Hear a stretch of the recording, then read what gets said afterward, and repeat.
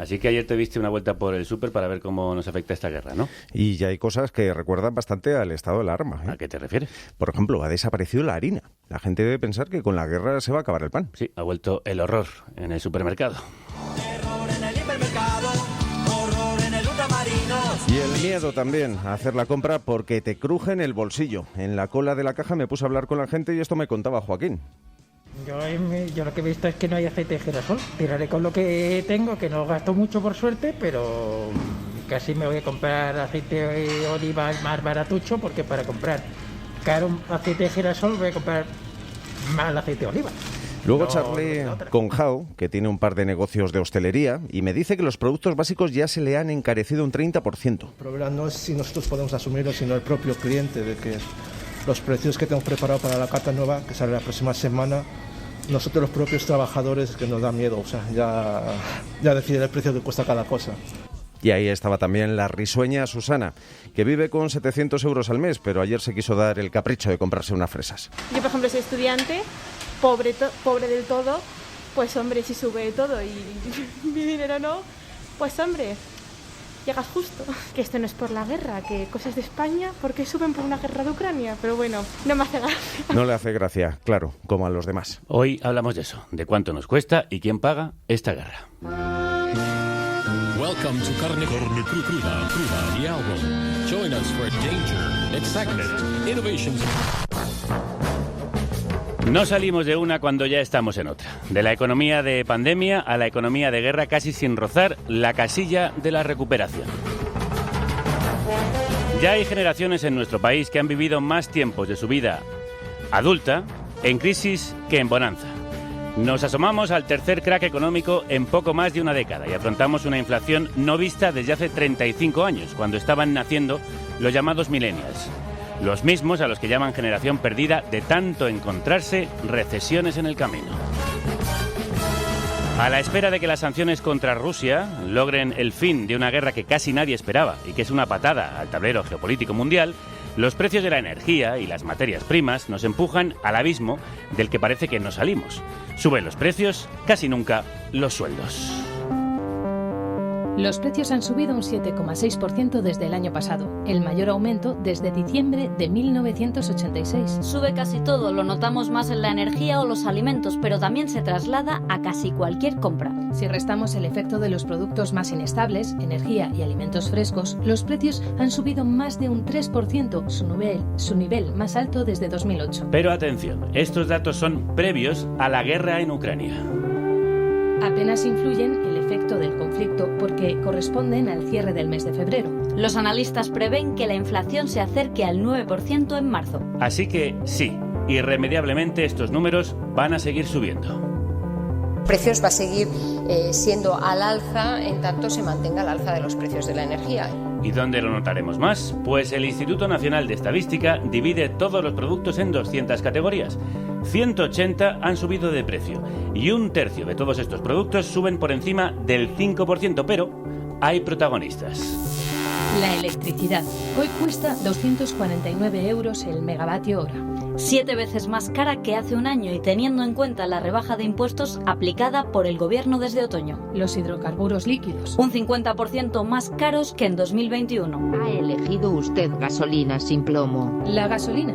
Llenar el depósito de gasolina cuesta un 41,5% más que hace un año y un 54,7% más para un vehículo diésel. También pide que los ciudadanos europeos bajen la calefacción de sus casas. El gas natural. Que se ha disparado un 60% en 3 días y que hoy cuesta casi 7 veces más que hace un año. El encarecimiento de la energía y los combustibles aumenta los costes de producción y de transporte, que se suman al impacto de la desconexión con el mercado ruso de materias primas. El aceite de oliva es un 30% más caro. La pasta un 20%. La leche sube un 9%. El arroz un 9,5%. Las harinas y cereales suben casi el 12%. La carne entre un 6 y un 9%. Porque no hay Dios que nos libre del dinero y de sus crisis, hoy sacamos la calculadora para saber a cuánto asciende la factura de esta guerra y quién la va a pagar. Natalia Fabra es catedrática de Economía en la Universidad Carlos III de Madrid, experta en energías y directora de Energy Ecolab, el laboratorio de energía ecológica. Natalia, bienvenida a Crudos Días. Muy buenos días. ¿Las subidas de precios se deben solo a las sanciones a Rusia o venían ya de antes? Las subidas de precios en el sector energético venían de antes, pero esto no quiere decir que sea ajeno a la guerra. Desde aproximadamente el mes de mayo del año anterior empezamos a ver tensiones muy importantes en los mercados del gas, y esas tensiones en parte están explicadas por el comportamiento que tuvo Gazprom, el gigante energético ruso, en los mercados internacionales. En concreto, en Europa no solo pasó a exportar, a restringir las exportaciones de gas, sino que además de sus propios almacenamientos de gas en Europa, empezó un proceso de vaciamiento. Eso redujo la oferta en el mercado de gas y contribuyó a la subida de precios. La subida de los precios del gas se trasladó inmediatamente a los precios de la electricidad, y es ese aumento sostenido de los precios de la energía, tanto del gas como de la electricidad, lo que explica por qué ya el año pasado empezamos a ver tasas de inflación muy importantes. ¿Y ahora la guerra y las sanciones cómo están afectando? Bueno, realmente las sanciones no están afectando al flujo de gas que nos llega de Europa, porque Europa ha decidido no restringir la compra de gas ruso, entre otros motivos por la elevadísima dependencia del gas ruso que tienen países limítrofes o cercanos a la frontera rusa, como son Alemania, Polonia, Letonia o Finlandia. Por lo tanto, el gas sigue llegando y sigue llegando a Rusia el flujo de dinero que Europa paga a Rusia por la compra de los hidrocarburos. Podemos estar hablando de entre 600 y 1.000 millones de euros diarios por la compra de los hidrocarburos. No obstante, es cierto pues, que el conflicto está generando tensiones en los mercados del gas y en los mercados del petróleo, que también están contribuyendo pues, a la subida generalizada de precios en la energía. ¿Europa y Estados Unidos pueden librarse de esa dependencia energética, especialmente Europa? Estados Unidos sí. De hecho, Estados Unidos ha decidido no comprar gas ruso. Su dependencia del gas y del petróleo ruso es muy limitada, entre otros motivos porque tienen producción propia tanto de petróleo como de gas. En Europa la situación es muy desigual. En España nuestra dependencia del gas ruso es muy limitada. Apenas importamos un 8% de nuestro gas de Rusia, y tenemos una cartera diversificada de países de los que exportamos gas que llega no solo a través del tubo con Argelia, sino también gas que llega en forma de gas natural licuado en barcos a nuestras plantas de regasificación. Pero en este caso la situación de la península ibérica, España y Portugal, es muy particular. La mayor parte de los países en Europa tienen una elevadísima dependencia del gas ruso, y lo que es peor, no solo es una elevadísima dependencia, sino es una dependencia que ha ido aumentando con los años. Alemania, en vez de soportar o de apoyar una mayor interconexión gasística entre los países europeos, apostó por el Nord Stream 2, es decir, un gasoducto que conectaba a Alemania directamente con Rusia. Es decir, la dependencia del gas ruso por parte de ciertos países europeos, por decisiones que ellos mismos han adoptado en los últimos años, hace muy difícil que Europa se desconecte del gas ruso. Saludamos también a Eloy Serrano, que es director de la Cátedra de Economía Social Tecnocampus de la Universidad Pompeu Fabra e investigador del Barcelona Center of International Affairs, del CIDOB. Eloy, Crudos Días, buen día. Buenos días. ¿Hasta dónde puede llegar la inflación? Bueno, una de las cosas que los economistas debemos de evitar es dar una cifra en las predicciones, porque luego la hemeroteca es terrible, ¿no? Lo que sí que podemos decir es que el escenario, los indicadores que hay, no apuntan a un freno de la inflación, ¿no? Y eso tendremos que ver cuál es la intensidad en su evolución, pero es evidente que a medida que vaya durando el conflicto y que este estado de ansiedad y de carestía en algunas materias primeras sea evidente y dure en el tiempo, pues las tensiones inflacionistas van a ir en aumento, claro.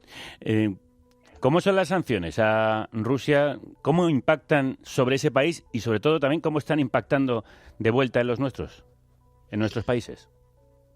Bueno, aquí hay una cuestión que yo creo que lo podemos ver desde un punto de vista estratégico en el conflicto. Yo creo que las sanciones en Rusia afectan la conexión del país en la economía internacional y, por lo tanto, pues bueno, eso tiene unas implicaciones en que si baja la conexión con el resto del mundo, tiene que bajar la producción y eso afecta a la economía. Y luego tiene otro elemento que es importante, que es el papel de la afectación a los oligarcas que pueda haber alrededor de Putin, ¿no? Yo creo que ese es un elemento muy importante en el análisis del conflicto, porque da la sensación, ¿no?, que hay un colectivo de personas pues, que dominan, ¿no?, tienen una posición muy relevante en determinados sectores estratégicos de la economía rusa, que ese elemento, ¿no?, de relevancia vienen también a partir pues, de la amistad con Putin, ¿no? Claro, entonces estamos quizá también en un escenario de que nadie se atreve a decir que el rey anda desnudo, ¿no? Y claro, hasta yo pienso que hay una relación directa en la afectación del mundo económico con la resistencia interna que pueda haber en Rusia alrededor de la guerra. Estamos en un escenario, de hecho, en el que Rusia está cerca de no poder pagar su deuda. ¿Eso quiere decir que se está ahogando, que está en quiebra o acercándose a ella? Bueno, yo creo que uno de los elementos que Putin no ha calculado bien es la durabilidad de la guerra y las implicaciones que podía tener en base al resto de países. Y en este sentido yo creo que va a jugar un papel primordial China, ¿no? Es decir, si China mantiene esa posición de apoyo ambiguo, ¿no?, puede ser un salvavidas para Rusia, no sé si estructural o coyuntural, ¿no? En todo caso, el papel de China, bajo mi punto de vista, es crucial para entender hasta qué grado Rusia puede tener un cierto oxígeno. ¿Quieres decir que le insufle precisamente oxígeno China para que resista? Exactamente. Yo creo que el otro día en CIDOB hicimos un seminario muy interesante, que vino gente muy potente, ¿no? Y había un conferenciante que nos decía, bueno, vigilemos, no vaya a ser que Rusia sea la tormenta, pero el cambio climático esté en China.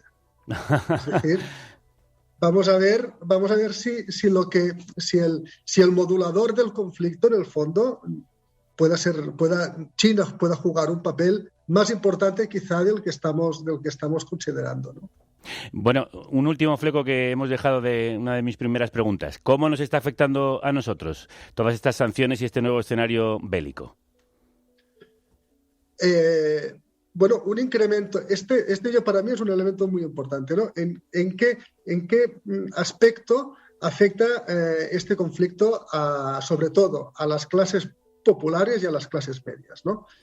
Porque un incremento de la inflación, un incremento de los precios, habéis puesto un reportaje al inicio, cuando afecta a las clases populares y a las clases medias, aparte de una situación, digamos, de injusticia alrededor de la cohesión social, es también fuente, lo hemos visto en la historia, de un incremento de la conflictividad social y de la conflictividad política, ¿no? Y este es un elemento que es muy importante de tener en cuenta, que puede haber incluso un poquito de oxígeno colateral también a opciones más extremas, populistas, etcétera, etcétera, que eso pues vaya incrementando la tensión alrededor del país. Lo venimos advirtiendo en este programa desde hace mucho, que las situaciones de quiebra, de crisis, de incertidumbre alimentan a las opciones más extremas y populistas. Bueno, ya hemos establecido el tablero en el que estamos hoy jugando, hablando. La realidad es que hoy la vida se encarece a la velocidad de la luz, nunca mejor dicho, no es una forma de hablar. La mitad de las subidas de precios que sufrimos se deben exclusivamente al aumento de la factura eléctrica. Hay muchos sectores productivos en la economía europea y por tanto española que están sufriendo y no tendrían por qué sufrir tanto como consecuencia de un diseño que está desfasado de nuestro mercado energético y de la formación de precios, y por tanto esa voluntad que hemos manifestado y que ya conocen ustedes desde hace tiempo de tratar de cortar los efectos del precio del gas sobre el precio de la electricidad. No solo el Gobierno de España, también la Comisión Europea está reconociendo la existencia de los llamados beneficios caídos del cielo. Lo hemos explicado otras veces, son las ganancias excesivas de las eléctricas como consecuencia de un sistema que nos obliga a comprar toda la energía al precio de la más cara, en este caso el gas que viene de Rusia. Natalia, tú criticas que este sistema era una bomba de relojería. ¿Ha hecho falta una guerra en Europa para plantear cambiarlo? Tristemente ha hecho falta una guerra para comprender que este sistema no funciona. No funciona ahora, cuando el precio del gas cotiza a los 110 euros megavatio hora, como ha sido el caso de hoy, o cuando cotiza a los 200 euros megavatio hora, como hemos visto en los días pasados, pero tampoco funciona cuando cotiza a precios más bajos. ¿Por qué? Porque no tiene ningún sentido estar pagando a tecnologías de generación eléctrica tan distintas como pueden ser las nucleares, las hidroeléctricas, las renovables o el carbón, todas ellas con costes muy distintos, al coste de una de ellas, sea caro o sea barato. Cuando es caro estamos generando un exceso de beneficios injustificado, y cuando es demasiado barato podemos estar abocando a las centrales eléctricas a pérdidas. Por lo tanto, yo celebro que el Gobierno español haya puesto claramente sobre la mesa europea la discusión sobre es el diseño del mercado eléctrico el que realmente está detrás del encarecimiento de la electricidad, cuando ello no está justificado desde el punto de vista de los costes. No olvidemos que el gas para la generación eléctrica apenas representa poco más de un 15%, y sin embargo esta subida de precios la estamos sufriendo sobre el conjunto de la electricidad que consumimos. Este sistema se hizo precisamente para apoyar a que estas empresas invirtieran en energías más limpias. Por lo menos eso es la justificación que a veces se da.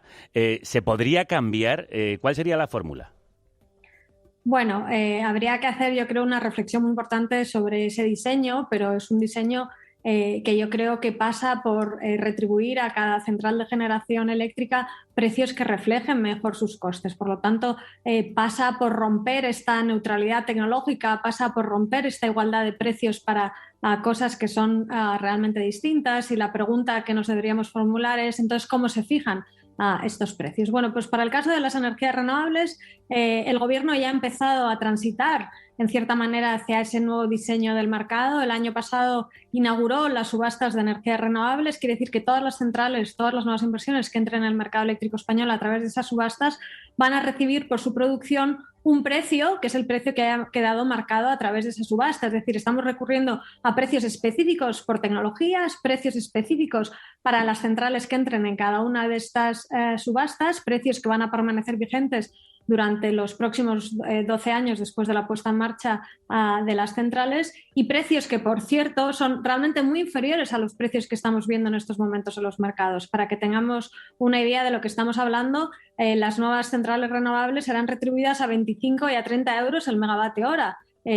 Tengamos en cuenta que en estos momentos el mercado eléctrico está cotizando a 200 y a 250 euros el megavatio hora. ¿Por qué las energías renovables están dispuestas a producir a esos menores precios? Bueno, porque sus costes son menores, porque los costes de invertir en energías renovables se han desplomado en los últimos años. Por lo tanto, necesitamos un diseño del mercado eléctrico que sea capaz de trasladar esos menores costes de las energías renovables también a los menores costes a los que se enfrenta el consumidor. Queremos que la energía sea segura, y ahora hemos comprendido la importancia de la seguridad de suministro. Queremos que la energía sea limpia, pero también queremos que la energía sea asequible, y todo ello pasa por mejorar el diseño del mercado eléctrico. Hoy el presidente del Gobierno en el Congreso de los Diputados anunciaba una bajada de impuestos para el 29 de marzo, pactada con las comunidades en reciente reunión.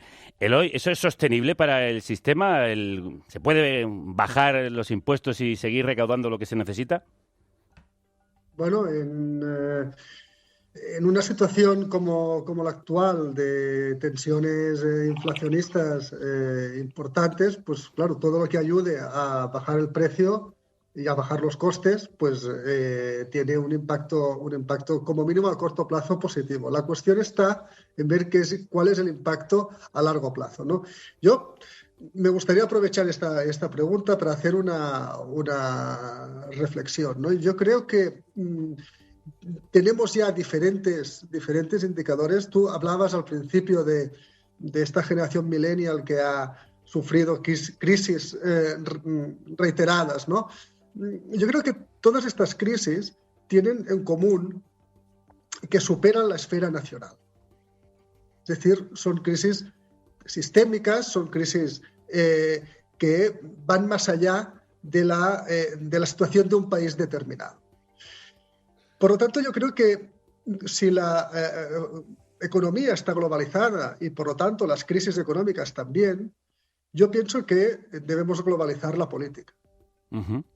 ¿No? Y, por lo tanto, a mí no me preocupa tanto en qué sentido puede España, en la clave interna, bajar impuestos, sino cuál debería ser la arquitectura a nivel europeo que sustente cómo se va a ir recuperando, ¿no?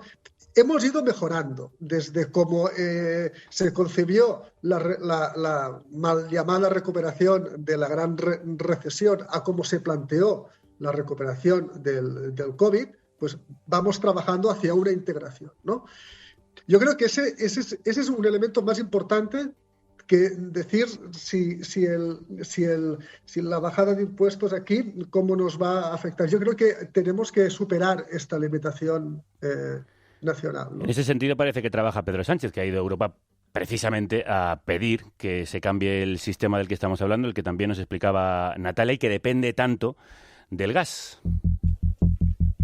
Todos los días Europa se gasta 1.000 millones de euros en la importación de combustibles fósiles de Rusia, que van destinados a financiar la guerra. Sirven para bombardear hospitales y centrales nucleares. Y llevamos financiando la guerra desde el año pasado, cuando Rusia comenzó a retirar su gas de los almacenamientos en Europa, contribuyendo a la subida del precio del gas, que le ha permitido aumentar sus recursos para la guerra. También lo hemos dicho por aquí en repetidas ocasiones, estamos financiando la guerra de Rusia mientras imponemos sanciones por otros lados. Natalia, ¿y qué opciones tenemos?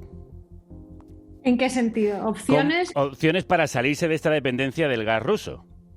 Bueno, tenemos opciones sin duda en el medio plazo. A mí me preocupa mucho que una de las grandes perdedoras de esta crisis, yo creo que al menos en el corto plazo está siendo la transición energética. Antes de que estallase la crisis de Ucrania, las discusiones giraban en torno al plan de recuperación y resiliencia que ponía el foco en las inversiones verdes. Parece que eso que hasta ayer era tan importante ahora ha pasado a un segundo y a un tercer plano. Eso me preocupa muchísimo, pero por otra parte yo creo que hay un poco de esperanza. Poco de esperanza porque hemos comprendido que tenemos que reducir nuestra dependencia del gas ruso y de los hidrocarburos en general, y que la solución a esa dependencia pasa necesariamente por los recursos autóctonos, es decir, por las energías renovables. Con lo cual, Europa, yo creo que antes de la crisis estaba convencida, pero ahora tiene un convencimiento doble y profundo de la necesidad de transitar cuanto más rápido mejor hacia las energías renovables. Pero ciertamente esta transición no es una solución para el corto plazo, no es una solución a la rabiosa actualidad de una situación de dependencia extrema del gas ruso. Nos gustaría desenchufarnos de los suministros de hidrocarburos rusos, pero en el corto plazo las soluciones son muy limitadas. Una solución pasa por importar más gas desde España a través de las plantas de regasificación, pero el cuello de botella lo tenemos en los Pirineos por la escasísima capacidad de interconexión con el continente. Es en el continente donde necesitan ese gas, pero no podemos hacer llegar ese gas desde España hasta el continente a través de la interconexión a través de los Pirineos. Otra solución ciertamente pasa por reducir nuestro consumo. Sé que es duro, sé que la reducción del consumo pues genera otro tipo de implicaciones, de externalidades negativas, que hay muchos hogares que ya están al mínimo de consumo precisamente porque no se lo pueden permitir, que reducir el consumo de gas y electricidad para la industria significa cerrar plantas de producción y por lo tanto entrar en ERTEs y entrar en despidos. Todo esto es ciertamente muy costoso, pero en la medida de lo posible, cada grado que consigamos bajar la calefacción de nuestras casas, cada transporte público que cojamos en vez del vehículo privado, etcétera, pues estaremos contribuyendo a reducir esos flujos de dinero que llegan a Rusia directamente desde Europa y que en estos momentos están ayudando a financiar la guerra. Eloy, ante este escenario también planteado por Natalia, al mismo tiempo tan angustioso para la pequeña y mediana empresa y para el ciudadano, ¿qué le podemos decir que va a pasar en los próximos tiempos? Ya sé que no queréis hacer predicciones, y ¿habría que aplicar una llamada economía de guerra? Bueno, una economía de guerra no lo sé, pero sí que habría que, digamos, repartir el coste, ¿no? Por ejemplo, en otros periodos de la historia, y no sé si Natalia en eso podríamos llegar a afinar un poco, ¿no? Ha habido impuestos especiales a las empresas que se han beneficiado derivado de conflictos bélicos, ¿no? Es decir, en estos momentos, sin ir más lejos, por retomar el hilo con la cuestión anterior, los beneficios de las empresas energéticas se están multiplicando por varios dígitos. Entonces, ¿realmente esto es adecuado? Que en tiempos de guerra, mientras los demás estamos aguantando que no se actualicen los salarios para mantener el poder de compra de los hogares, entre otras medidas, podemos consentir que las empresas eléctricas multiplican por 3 y por 4 sus beneficios? Efectivamente, yo creo que esa es una... Y luego el repartir el peso entre las rentas del capital y las rentas del trabajo, ¿no? Es decir, que no recaiga siempre el esfuerzo sobre el trabajo, sino que haya un repartimiento equitativo entre el capital y el trabajo. Perdona, Eloy, y por continuar un poco con el hilo de lo que estabas comentando, esto es importante por justicia social, pero también es muy importante porque si caemos en un reparto todavía más desigual de las rentas, estamos aumentando el riesgo de caer en un periodo recesivo, porque si el consumo se frena en seco porque no hay capacidad de compra, porque no se actualizan los salarios, etcétera, pues eso va a debilitar la demanda y va a contribuir pues a la probabilidad de que todo esto se traduzca en un periodo recesivo. ¿Y eso cómo puede evitarlo? Sí, Eloy, adelante. Bueno, una de las cosas que acostumbran a suceder en las crisis es que normalmente hay un incremento de las desigualdades. Las crisis no solo llevan muchas veces un incremento de la pobreza, sino una polarización, ¿no?, de la diferencia entre el más rico y el más pobre. Esto, bajo mi punto de vista, solo se puede hacer mediante regulación y política fiscal y un papel activo del Estado como modulador, como regulador de esta situación. Antes de que te vayas, Natalia, que sé que estás a punto de tener que hacerlo, vamos con una última fuente de energía, porque aunque ayer bajó el precio del barril, nos acercamos a los 2 euros por litro de gasolina. Bien lo notan quienes se acercan a las gasolineras. Rusia es el segundo exportador de crudo del planeta, tras Arabia Saudí. Estados Unidos ha anunciado que dejará de importar petróleo y gas ruso, pero este crudo solo supone el 8% del que importa. En Europa, más de la cuarta parte de las importaciones petroleras procede de Rusia. Reino Unido dejará de comprarlo de forma gradual. Alemania, uno de los países más dependientes, se abre ahora a renunciar a los combustibles rusos. Francia y Países Bajos no descartan ningún escenario y España frena la llegada de petróleo ruso para comprar a Estados Unidos y Argelia. China no se ha pronunciado, pero podría aprovechar para comprar a menor precio y hacerse con parte de las acciones de energéticas. Entre las sorpresas que nos ha traído esta crisis, Estados Unidos ha dejado de comprar petróleo ruso para comprárselo a su nuevo amigo, que es Venezuela.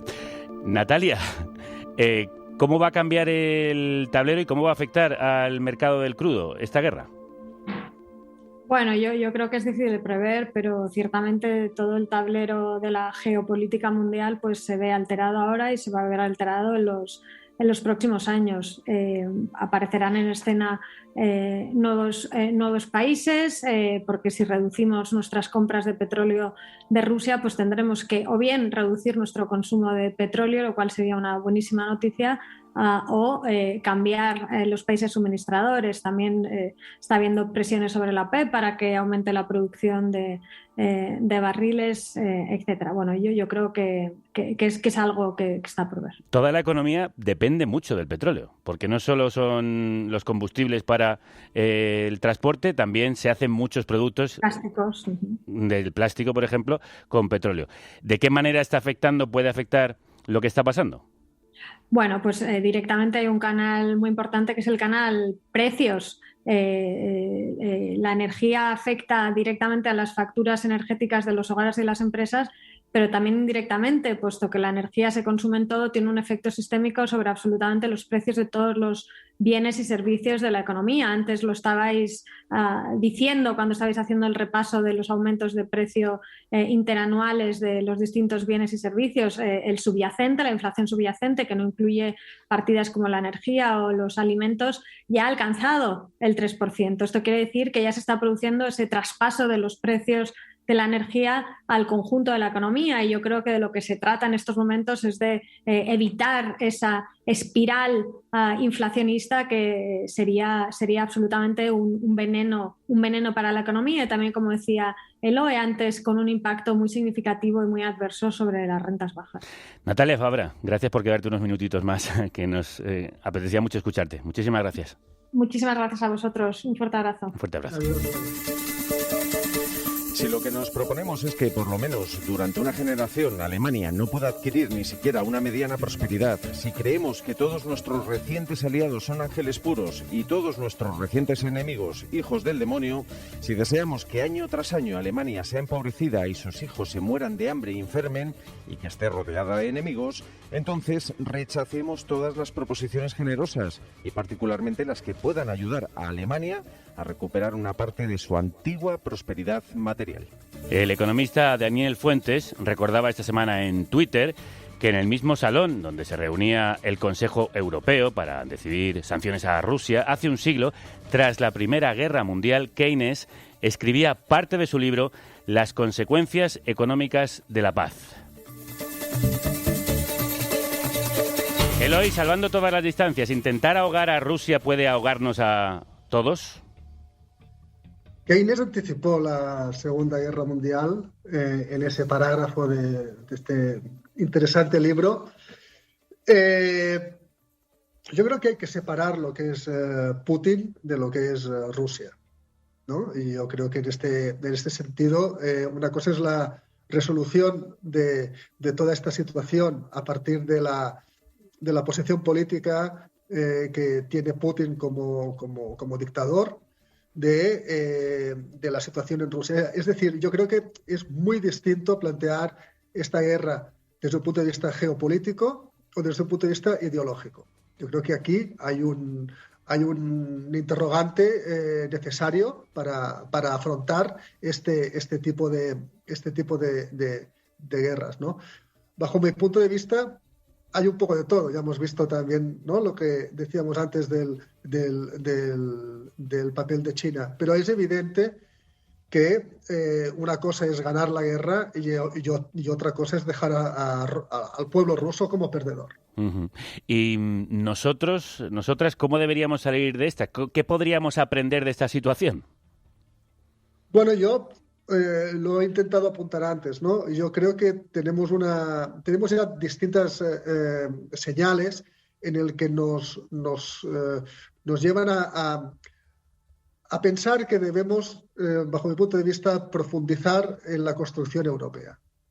Yo creo que los retos, ¿no? Estábamos hablando por ejemplo, Natalia ahora nos explicaba la cuestión del gas, ¿no? No hay conexión España-Francia. Sí, no tan cerca. ¿No? Luego resulta que unos van a continuar comprando a Rusia, otros menos, otros los van a dejar más tarde, otros tal.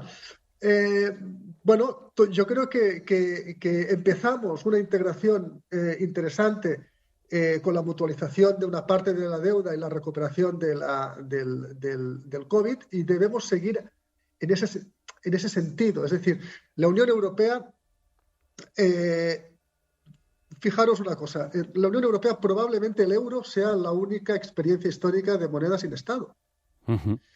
Por lo tanto, Europa no puede ser un club de países que se tienen que consensuar 27 países la posición común, ¿no? Porque claro, esto no nos deja en una irrelevancia estratégica en el tablero internacional que, como estamos viendo, quien lo va a pagar son las clases populares. Yo creo que la bandera de la justicia social está íntegramente vinculada a la construcción europea. No dejamos de insistir en ello en este programa, de verdad. Eloy, gracias por ayudarnos a entender lo que está pasando y sobre todo también por proponer soluciones justas y necesarias. Un abrazo muy fuerte. Un abrazo, muchas gracias. Muchas de vosotras nos habéis contado estos días cómo os está afectando esta crisis. Si ya de por sí nos llega al mes una factura de 200 euros de lo que normalmente era una factura de 60, 70... Nos ha subido la luz, nos ha subido el gas, la cesta de la compra. Viviendo en el campo, o hacemos una de las compras mensuales que teníamos previstas, o no podemos ir una semana a trabajar. Yo vivo en Valencia capital, mis padres viven fuera, en un pueblo, entonces claro, tienes que coger el coche para ir a visitarles, tienes que coger el coche para ir a hacerles la compra y hay que coger el coche para ir a llevarlos a los médicos. O voy a tener que empezar a compartir la habitación que ya comparto en un piso para poder pagarme el alquiler, la luz y el agua y el gas. Nosotros cobrando lo mismo nos vamos a ver más que asfixiados. Cada vez veo más complicado llegar a fin de mes. No sé si vamos a poder llegar a final de mes. Ánimo y fuerza a todas. Después de una crisis financiera, una crisis pandémica, ahora llega una crisis bélica. ¿Estamos cerca del colapso? Se lo vamos a preguntar a uno de los mayores expertos en el tema. Antonio Turiel, doctor en física teórica, investigador del Instituto de Ciencias del Mar del CSIC y uno de los mayores expertos sobre colapsología en nuestro país. Recordaréis aquel interesantísimo programa en el que nos acompañó hablando del sistema que está petando. Y como está petando, le hemos vuelto a llamar. Antonio Cruz, buenos días. Buenos días. ¿Qué alternativas tiene España en esta crisis de las materias primas? ¿A qué mercados puede o debe recurrir? A ver, todo depende de en qué plazo lo quieras mirar. Si lo estamos mirando a corto plazo, bueno, pues España, como puede pagar en euros, que es una moneda fuerte, puede buscar otros proveedores dentro de lo que va quedando en el mundo, pero en el largo plazo es evidente que lo que tiene que hacer, igual que el resto de los países del mundo, es hacerse la idea de que va a tener que decrecer su consumo, porque es que no va a ser viable mantener las cosas tal y como están ahora mismo de aquí 20 o 30 años. ¿Esta guerra lo ha cambiado todo, Antonio?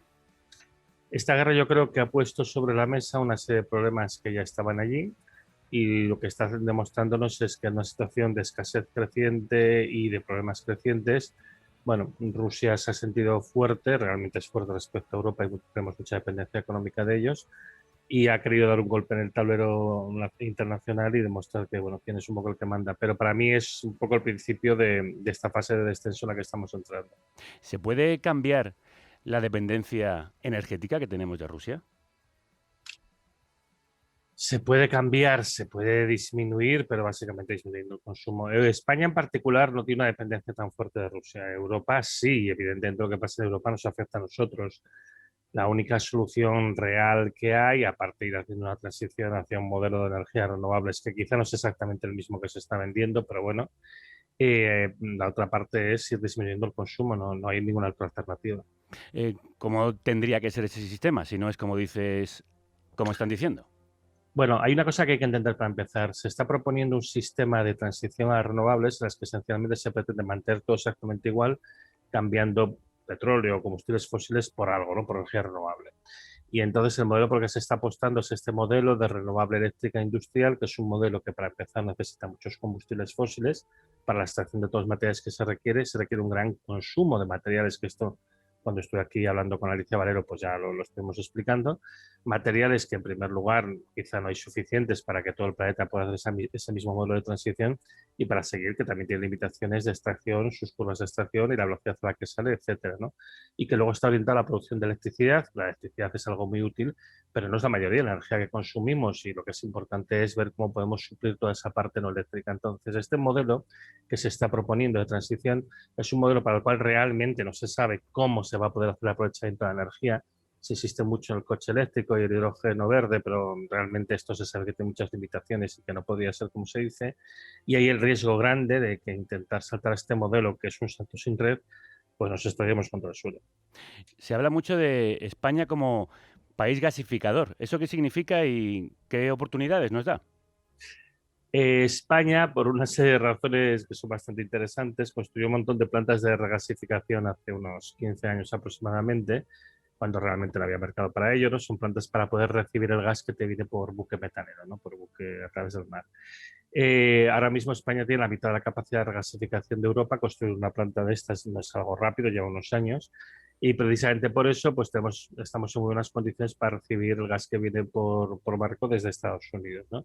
Entonces, precisamente lo que se está diciendo es, bueno, vamos a intentar interconectar gasísticamente a través de los gasoductos terrestres más a España, porque no está muy fuertemente conectada en Europa, porque en aquel momento a Europa no le interesaba, no nos engañemos, y que el gas que se está acumulando en España pues pueda tener salida hacia Europa. Pensemos que en este momento las reservas de gas de toda Europa están por debajo del 30%, mientras que las de España están ligeramente por debajo del 60%, y es por eso que tenemos más capacidad de absorber gas gracias a esto.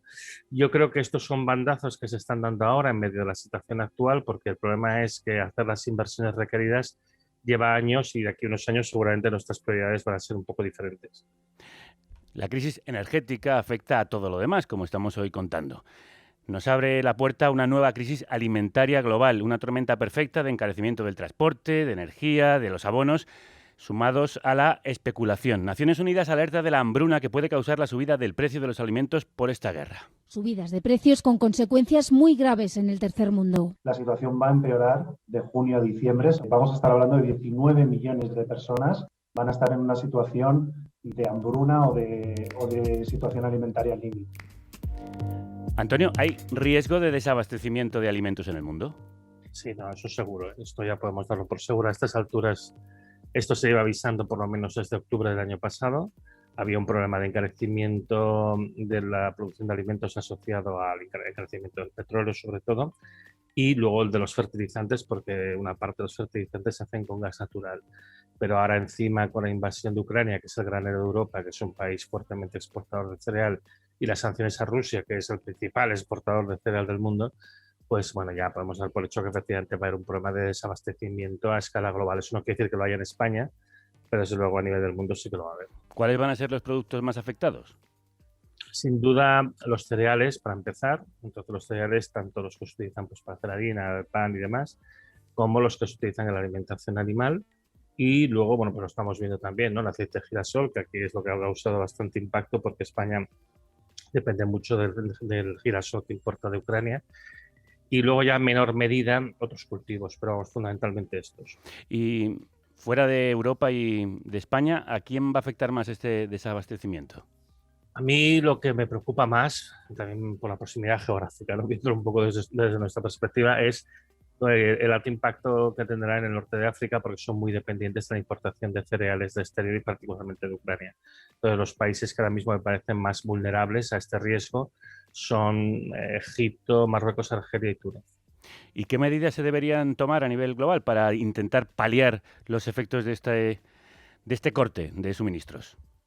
Bueno, yo creo que hace falta mucha generosidad y una buena comprensión del problema. Yo creo que tendría que organizarse a nivel internacional una especie de bolsa del trigo y garantizar unos mínimos para el consumo de las poblaciones, y ya lo que pase de aquí, bueno, pues que se utilice para otros usos. Y claro, el problema de esto es que esto no se quiere abordar, porque si haces esto, posiblemente tendrías que reducir la cabaña ganadera, tendrías que reducir las exportaciones. Esto es más prescindible, puedes pasar sin ello, no es lo que prefieres, pero puedes pasar sin ello. Pero claro, el impacto económico sería muy grande, por ejemplo, para países como el nuestro, ¿no? Entonces, creo que se va a preferir que haya hambruna en algunos países a que se recorten ciertos negocios. Has propuesto incluso recurrir al racionamiento, que nos suena a medida de guerra. ¿Estamos en economía de guerra? El racionamiento ya está empezando, ¿eh? O sea, además, bueno, yo no sugiero recurrir al racionamiento. El racionamiento es un hecho que sucede cuando a uno no le queda más remedio, ¿no? No es algo que puedes escoger, ¿no? Pero en el mundo ya hay racionamiento, ya hay países en los cuales se está racionando pues, el diésel o el gas. O sea, para repasar un poco la situación, tenemos situaciones de racionamiento de electricidad en China, India y Sudáfrica, que desde hace ya meses están padeciendo cortes rotatorios de la luz, es decir, hay ciertas zonas que se van apagando progresivamente porque no hay suficiente energía eléctrica para todo el mundo. Tenemos una situación de cortes de luz también intermitentes en Turquía, 3 días a la semana, una escasez de gas muy fuerte pues en Afganistán, en Pakistán, en Kazajstán, por ejemplo, hubo un problema de acceso a la gasolina, y es el primer productor del mundo de uranio, o sea que eso también es peligroso. En Moldavia, que declara una situación de emergencia nacional. Y luego, en general, tenemos un problema de acceso al diésel desde hace años, porque la siguiente crisis que viene, y que va a ser muy fuerte, es la crisis del diésel, y esto está afectando, por ejemplo, a las operaciones de minería en muchos países, que de rebote nos acaba afectando a nosotros. Entonces, el hecho de que nosotros no estemos en una situación de racionamiento directo, sino que lo que hay es un encarecimiento, y por tanto, bueno, el mercado se reduce, la gente no tiene tanto dinero para consumir, eso no quiere decir que no se esté produciendo esta situación ya en el mundo. Y el problema es que si toda esta tendencia en la que estamos se agrava porque no se toman medidas correctoras, que algunas se pueden tomar para disminuir el impacto, pues evidentemente acabaremos teniendo incluso racionamiento aquí, claro. Yo digo siempre que si no hay razonamiento, habrá racionamiento. A ver si te escuchan, Antonio. Me asusta que hayas dicho que viene otra crisis más, la del gasóleo. ¿Para cuándo? Para allá. O sea, tenemos un problema muy serio. Además, esto la gente lo habrá notado, que de repente el diésel se está vendiendo un poquito más caro que la gasolina cuando siempre se vendía más barato, ¿no? Nosotros tenemos un problema de abastecimiento de diésel desde hace ya muchos años. Tenemos que recordar que el máximo de extracción de petróleo crudo convencional, que es el petróleo de mejor calidad, llegó al máximo el año 2005, hace 17 años. Es que no pasó ayer, precisamente. Hemos suplido esta falta, el hecho de que el petróleo crudo convencional, el petróleo bueno, ya no subía más, añadiendo otras cosas, lo que llamamos los líquidos no convencionales o petróleos no convencionales, y no todos estos valen para hacer diésel. Como consecuencia, desde el año 2015 tocamos el máximo de producción de diésel y desde el 2018 está bajando y ha caído ya un 15% la producción de diésel, con lo cual cada vez está llegando a menos gente. Entonces, ahora mismo tenemos los inventarios de diésel del mundo en mínimos y tenemos movimientos muy preocupantes, como por ejemplo que BP y Shell ya no están vendiendo diésel al contado en Alemania. Y si hacen eso en Alemania, no sé lo que estarán haciendo en España, pero me imagino que parecido. Pero más preocupante aún, que Arabia Saudita ha colocado una orden de compra de diésel a un volumen masivo como no se había visto nunca, lo cual es bastante inquietante teniendo en cuenta que Arabia Saudita es un productor de petróleo, ¿no? Entonces, todo esto está indicando que, bueno, que hay muchos países que ya se están preparando para el siguiente embate, que yo creo que lo vamos a tener unos meses desde ahora, a no ser que se produzca una gran crisis económica, descienda la actividad y por tanto descienda el consumo de todo, incluido el diésel, que esa es la alternativa, pero vaya alternativa. Sí, casi peor el remedio que la enfermedad. Antonio, ¿qué escenario prevés si la guerra se extiende, si la guerra no termina? Yo, sinceramente, viendo cómo progresan sobre el terreno, la impresión que tengo es que la superioridad rusa es muy grande y que, a ver, las guerras, la gente se debe pensar que la guerra es como un videojuego, las guerras siempre duran tiempo, ¿no? Pero me tengo la impresión de que los rusos, claro, si no hay una actuación externa, acabarán invadiendo y conquistando toda Ucrania de manera inevitable. Yo no creo que Rusia tenga intención de extender la guerra fuera del territorio de Ucrania, ya bastante coste le está suponiendo lo que está pasando en Ucrania, pero bueno, yo no estoy en la cabeza de Putin ni lo que se puede pasar por la cabeza de este señor, ¿no?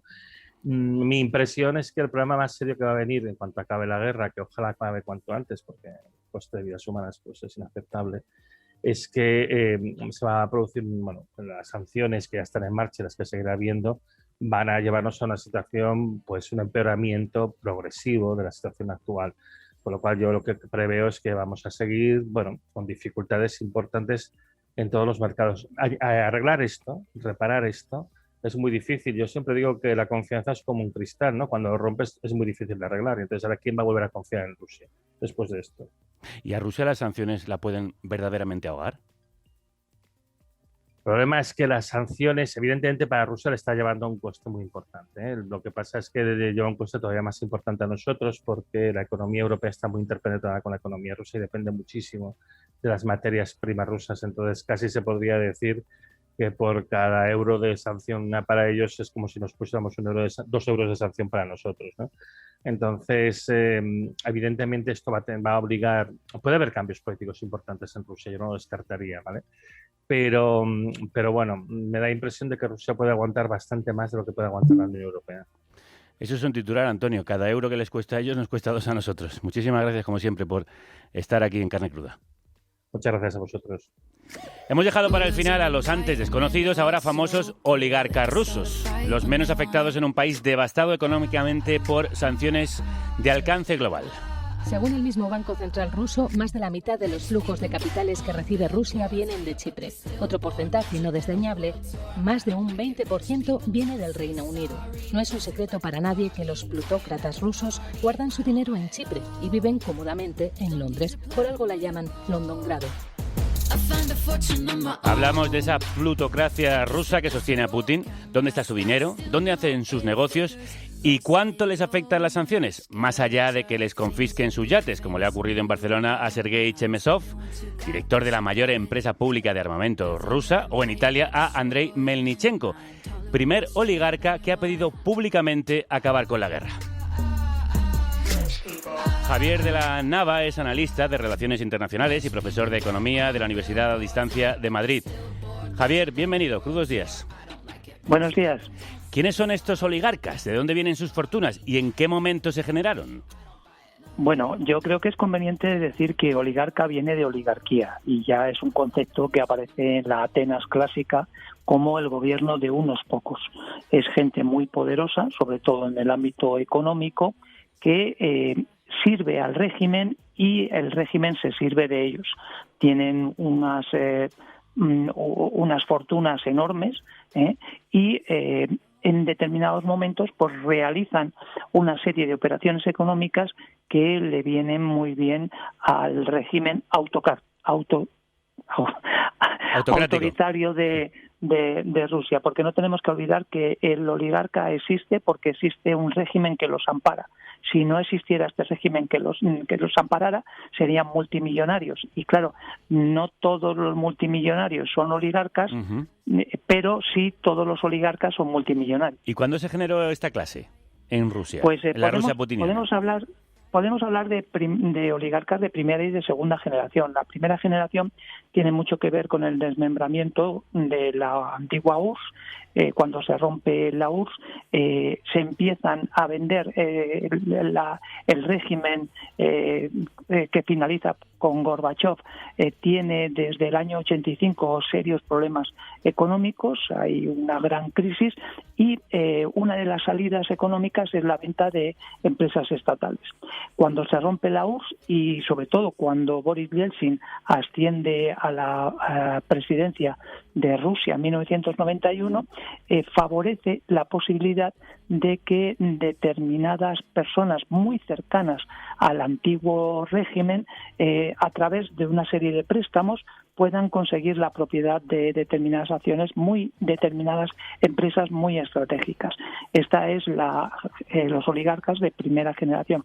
Los de segunda generación tienen mucho que ver con el ascenso al poder de Vladimir Putin en el 2000 y a partir de ahí Putin lo que hace es llegar a un acuerdo con los oligarcas de primera generación y pone una serie de nuevas reglas. Aquellos que lo aceptan, digamos, se reconvierten, pasan a estar bajo el paraguas del nuevo régimen de Putin, y los que no lo aceptan empiezan a caer en desgracia y muchos de ellos incluso desaparecen. En el perfecto sentido físico de la palabra. Sí, una represalia final y total, una solución final. ¿Y estos oligarcas sostienen realmente el sistema? Bueno, son muy importantes. Le voy a dar un dato. Se estima, hay un artículo que hicieron 3 investigadores, entre ellos el famoso Thomas Piketty, que dice de los soviets, el título es de los soviets a los oligarcas, desigualdad y prosperidad en Rusia entre 1905 y el 2016. Ahí se dice que son aproximadamente 20.000 personas las que individualmente tienen un patrimonio superior a los 10.000 millones de euros en Rusia. Si comparamos estas 20.000 personas con los 150 millones de rusos, estaríamos hablando de un 0,02 de porcentaje sobre el total de la población. Pero cuidado, se estima que el conjunto del patrimonio de estas 20.000 personas puede alcanzar aproximadamente 1/3 del Producto Interior Bruto de Rusia. Lógicamente, cualquier tipo de operaciones, cualquier tipo de actividad económica que realizan, y sobre todo en sectores estratégicos, como puede ser el de la energía, como puede ser todo lo relacionado con las materias primas, con la banca, con los fertilizantes, etcétera, etcétera, pues tienen una grandísima importancia en la economía rusa y, por ende, dado que Rusia es el primer productor de muchos de estos materias primas y energéticas, pues incluso en el ámbito económico mundial. Pero, Javier, precisamente hablando del Producto Interior Bruto, llama la atención que el de Rusia es poco mayor que el de España. ¿Esto por qué sucede? ¿Es que el dinero está sumergido? ¿Las grandes fortunas tienen su dineral en el extranjero? Fundamentalmente, claro, en muchos casos los bienes de estos magnates están no ya en el extranjero, sino incluso a otro nombre, y ni tan siquiera están escriturados bajo empresas rusas, sino con sociedades registradas en paraísos fiscales. Lógicamente, aunque contribuyen en gran medida a ese Producto Interior Bruto ruso, no contribuyen en su total medida o en la total medida que pudieran hacerlo si estuvieran todo ese capital. Efectivamente, el potencial de crecimiento económico, si no hubiera estos capitales, llamémosle fuera, en el exterior, de estos magnates, pues indudablemente ese Producto Interior Bruto sería superior. Pero usted ha apuntado un gran dato, ¿no? El Producto Interior Bruto ruso es similar más o menos al español.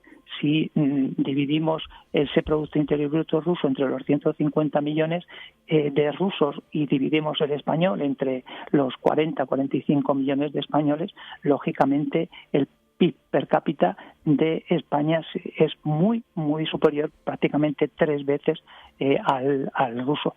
Hay una muy desigual distribución de la riqueza, pero eso en una población acostumbrada a sufrir estos regímenes autocráticos, pues se soporta o no se sabe que se tiene. Por lo que me está contando, Occidente ha ayudado a mantener este sistema oligárquico a través de esos paraísos fiscales. Bueno, los paraísos fiscales de alguna forma están, entre comillas, consentidos. Uh-huh. Se podía hacer mucho más con ellos, pero también si hubiera si estas fortunas de los oligarcas rusos estuvieran en una serie de estuvieran medidos y estuvieran registrados, pues indudablemente pues no estarían haciendo las labores ocultas que ahora mismo están haciendo. Tenga en cuenta que ya en el 2014, cuando se produjo la invasión de estas repúblicas del Donbass y la adhesión por la fuerza de Crimea, pues ya se pusieron en marcha una serie de medidas, una serie de sanciones que no generaron o no han generado unos efectos importantes, entre otras cosas porque las distintas leyes existentes en los distintos países, por ejemplo, dentro de la Unión Europea, pues implica actuaciones diferentes. En España es la responsabilidad la señala la Ley 10/2010 del 28 de abril en prevención del blanqueo de capitales y de financiación del terrorismo. Ayer usted hablaba de esa incautación, por así decirlo, o por lo menos, digamos, ha pasado con lo que ha pasado con estos los yates que quedan inmovilizados, pues es la Dirección General de la Marina Mercante que los ha retenido hasta constatar, y abro comillas, que no son propiedad, tenencia o control de una persona física jurídica incluida en el cuarto paquete de medidas sancionadoras contra Rusia y Bielorrusia. Sí, porque en el caso de Chemezov, por ejemplo, cuyo barco ha sido detenido en Barcelona, no figura como dueño, sino parece que hay una persona interpuesta. Hemos empezado a conocer los nombres de estos personajes hasta ahora en la sombra. Igor Sechin, director de la petrolera estatal rusa, Aliser Usmanov, dueño de un imperio que también incluye el Arsenal, Abramovich, que sí era más conocido, que ha tenido que vender el Chelsea Club de Fútbol, o también Nikolai Tokarev, Mikhail Friedman. ¿A qué se dedican estos personajes? La distribución sectorial de sus actividades es muy diversa. Normalmente suelen ser sectores estratégicos relacionados con la energía, relacionados con la banca, relacionados sobre todo con las materias primas, sobre todo pues podemos hablar del acero, del aluminio, del zinc, del níquel, por ejemplo. Tengan en cuenta un dato que se publicaba esta misma mañana. En el mercado de materias primas, el níquel ha subido un 131% en lo que va de año. Lógicamente, el controlar las producciones y ralentizar las compras y las ventas a criterio propio o a beneficio propio, pues eso implica grandes incrementos y grandes beneficios. Luego no tenemos que olvidarnos tampoco de la importancia estratégica de los alimentos, el trigo, la soja, el girasol, el maíz. Tanto Rusia como Ucrania en menor medida son primeros productores mundiales y puede desequilibrar la evolución de estos mercados internacionales. ¿Y las sanciones les pueden afectar y hacer que le den la espalda a Putin, como parece que ya apuntaba Andrei Melnichenko pidiendo que la guerra terminase? Bueno, también recientemente hubo unas declaraciones de Vladimir Potanin, que es el presidente y fundador de Onesimbam, que pasa por ser el oligarca más rico de Rusia y que ocupa la posición número 69 en la lista Forbes. Ya estaba diciendo que no solamente por las sanciones a estos grandes magnates del dinero, sino por la salida de las de las que superan 300 multinacionales que cesan la actividad en Rusia o salen del país, pues indudablemente colocaría en algún cuello de botella al propio régimen. Esto es muy difícil de establecer, porque tengan en cuenta que estos oligarcas existen porque el propio régimen les ampara.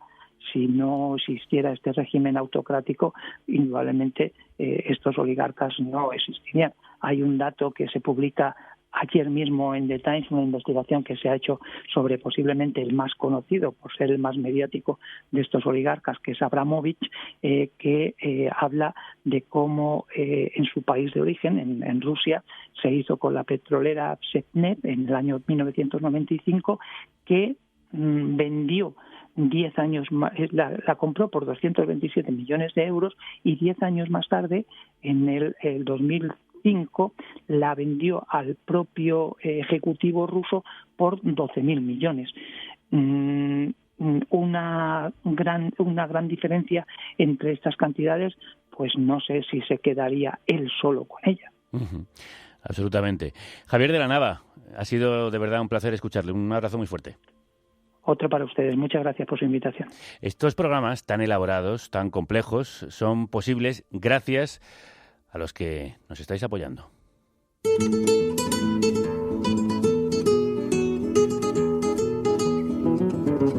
Hace más de un siglo en Nápoles nació una hermosa costumbre.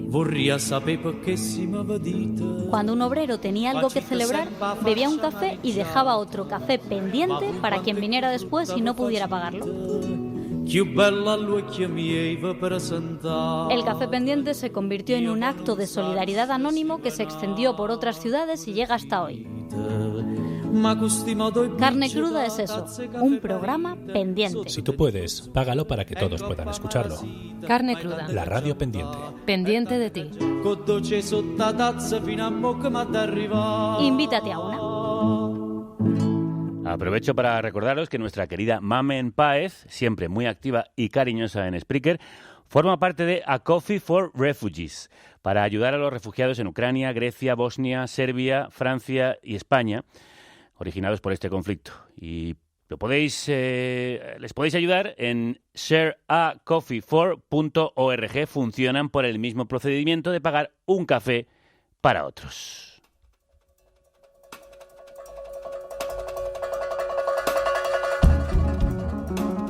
Pero sin duda quienes están sufriendo esta crisis son los ucranianos, las ucranianas, los que viven bajo las bombas y los que huyen, los que están pagando con sus vidas. Para terminar nos vamos a ir a Ucrania, asediada por el ejército ruso, cuando se cumplen 3 semanas del inicio de la invasión. Nuestro viejo amigo Carlos Pérez, antiguo corresponsal de esta república en la capital del imperio estadounidense y siempre timonel del Club de Jazz, el podcast decano del jazz en español, ha buscado músicos en Ucrania y ha dado con Uliana Holiney, cantante de Dao Park, y con Roxana Smirnova, pianista, y Misha Kalinin, guitarrista, que son pareja. Roxana tocó en Kiev la noche antes del inicio de la invasión. Carlos nos ha dado este regalo de reportaje que vais a escuchar y un mensaje. El dinero de quienes se suscriban a su programa hasta este miércoles 16 en patreon.com/Club de Jazz Radio será donado íntegramente a Médicos Sin Fronteras, que trabaja en la zona del conflicto. Good morning, Misha, Rosanna. Hey. How are you? Hey, thank you. Yeah, we are fine. We are safe. We just moved from Kyiv.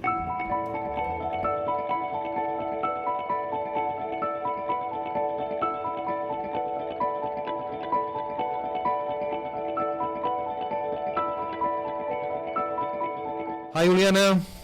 Good morning. How are you? I'm fine. You're in Kyiv, right? No, I ran away on the first day.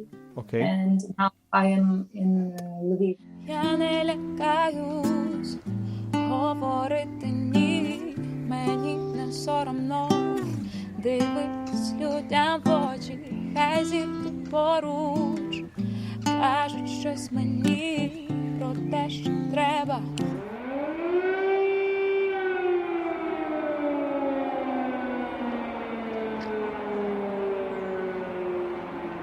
First, it was a big shock for everyone. Al principio fue un gran shock para todo el mundo. Ahora, después de 5, 6, 7 días, nos estamos acostumbrando a esta sensación. No significa que sea más fácil, pero estamos en un estado en el que todos nos estamos convirtiendo en un ejército. Estamos luchando. Became an army now. We're all fighting. Sí, todo el país está luchando. Todo el mundo está aportando su parte, da igual si es grande o pequeña.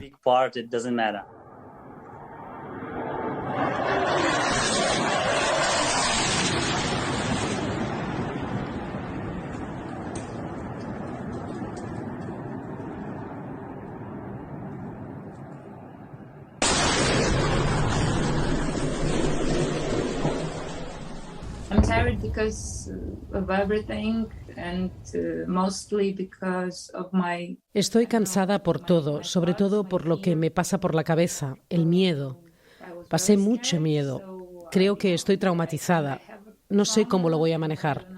Ahora llevo siempre esta misma cara y no puedo hacer nada al respecto. With this face and I can do nothing about it. It was in the air. Last month, before we came back to Ukraine, my mother started to tell me, like, you know, everybody here are... Era algo que estaba en el aire. El mes pasado, antes de volver a Ucrania, mi madre me decía que todo el mundo estaba hablando aquí de que Putin nos iba a invadir. En Ucrania empezó a ser una especie de broma, decir, hagámoslo después de la guerra. Hagamos una jam session, un concierto, después de la guerra. Bromeábamos con ello. Intentamos no prestarle atención. Seguimos adelante con nuestras vidas, haciendo conciertos. Fue muy extraño porque esto estaba en el aire.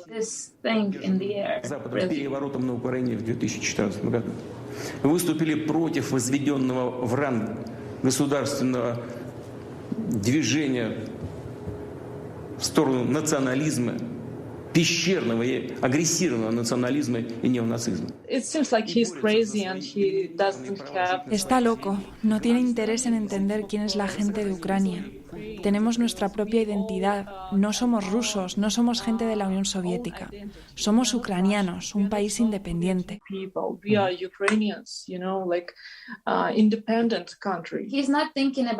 Putin no piensa en su gente, en los rusos. Simplemente es, quiero esto como un trofeo. Quiero tener esto, destruir a todos los ucranianos. Creo de veras que es algo de Putin, no de todos los rusos. Pienso que en Rusia hay gente buena, que lo que quiere es vivir bien, lo creo.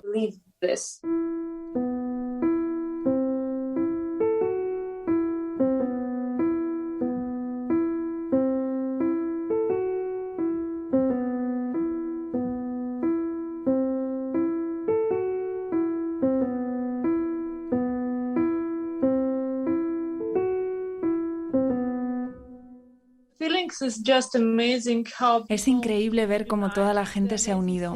Hay escenas increíbles. No hay pánico, no hay sentimientos de ese tipo porque toda la gente se ha hecho fuerte. No he visto lágrimas, ¿sabes? Todos estamos intentando ayudarnos unos a los otros. My husband now is in Kiev. He's tried to help. We ran away from Kiev to Lviv. Mi marido está en Kiev, está intentando ayudar. Huimos de Kiev a Lviv para encontrar un lugar seguro, pero al día siguiente él volvió a Kiev. Yo no me quiero marchar sin él. No me quiero ir ahora. Fue difícil, sí, no pude detenerle. Sé lo que le mueve y supe en todo momento que él quería estar allí, que no quiere escapar, que no quiere disparar a nadie. Creo que estará a salvo, pero no pude detenerle. Tampoco es que lo intentara tanto, ya sabía que él quería ir. Simplemente lloré un poco.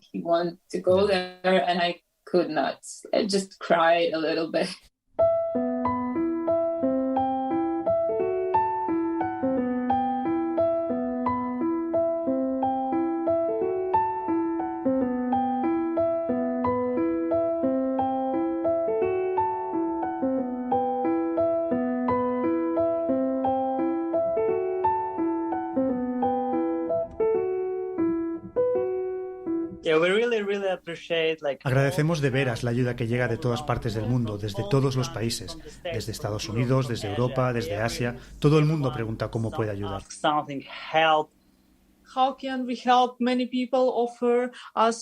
Mucha gente nos ofrece sus casas, que nos quedemos en sus casas en Europa. Lo que nos hace sentir es que en este momento realmente podemos salvar el mundo. La gente puede salvar de veras el mundo. People now can save the world.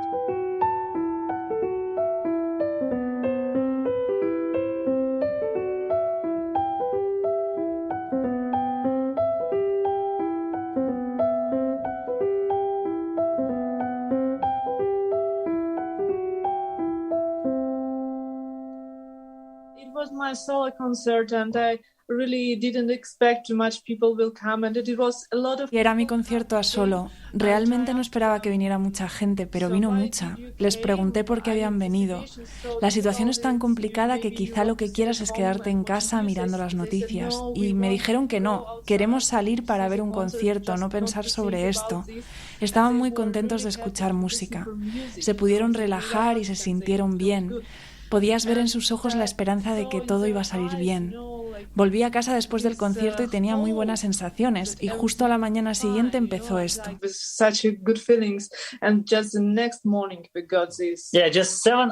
Sí, solo pasaron 7 horas. Se ya acabó el concierto 7 horas antes de que las fuerzas aéreas rusas atacaran Ucrania.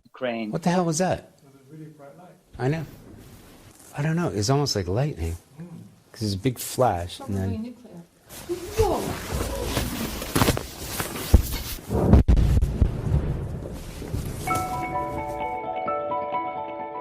Before we never supported these sanctions and actions.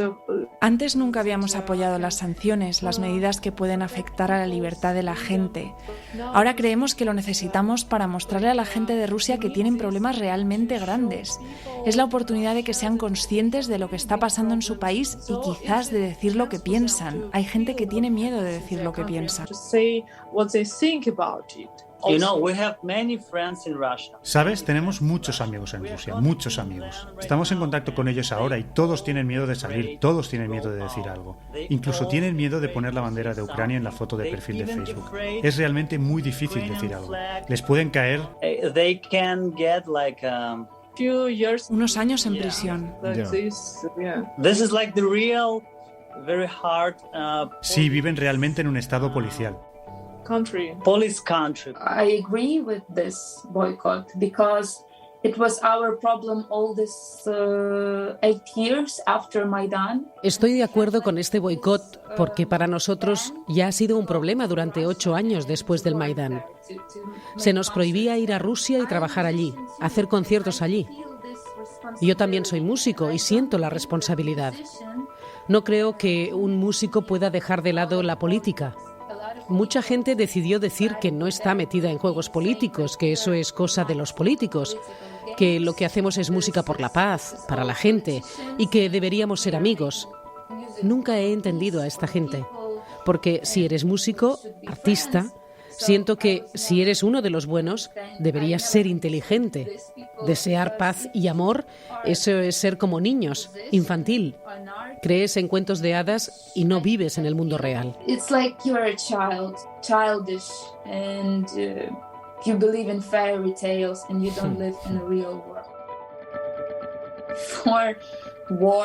Antes de la guerra, pocos días antes, estuve escuchando unas viejas canciones ucranianas de jazz, grabadas durante los tiempos de la Unión Soviética, en el estilo soviético. Can you sing a little bit for me that song? Yeah. Ходить, бродить дощ осінній, як музика босий, і нанизує дощинки на зірки волосся. Хмари плавають, як гуси, мов шукають ряску. Я ж боюсь поворухнутись, налякати казку. Я ж боюсь поворухнутись, налякати казку. Cuando no se puede decir nada mejor, mejor callar. Nuestro abrazo a los músicos, las músicas y las personas que en Ucrania resisten bajo las bombas. Volvemos mañana con un programa sobre todo lo que ocurría en España mientras mirábamos a Ucrania. Los contratos de Ayuso, la ultraderecha en un gobierno, el rey emérito libre de cargos. Hasta entonces, que la radio os acompañe.